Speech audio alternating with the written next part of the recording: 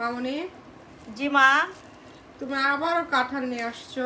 এই কাঁঠালটার কথা যদি বলি, এই কাঁঠালটার কথা বলে শেষ করা যাবে না। আমার বড় ভাই মাহবুব ভাই গর্জনিয়া থেকে পাহাড়ি কাঁঠাল নিয়ে আসছে। সেইখান থেকে আমাকে কয়েকটা কাঁঠাল দিয়েছিল, তো তার মধ্যেই মনে করো এটা শেষ। তারপরে কাঁঠালটা এত এত মজা, পাহাড়ি কাঁঠাল। তোমরা খেয়ে কেমন বুঝছো বলো? আসলে খুব সুন্দর কাঁঠাল। মাহবুব ভাইকে অনেক ধন্যবাদ যে পাহাড়ি কাঁঠালটা দিছে এত এই যে, সুন্দর।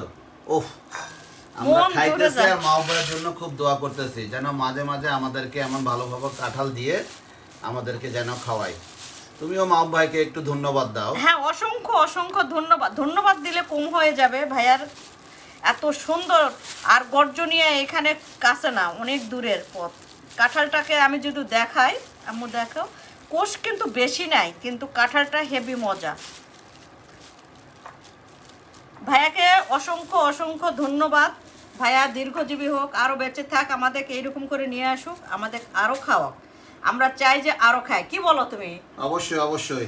মাহবুব ভাই এখন প্রতি বছর আমাদেরকে এমন হলে খাজানা খাজানা কাঁঠাল খাওয়াবে।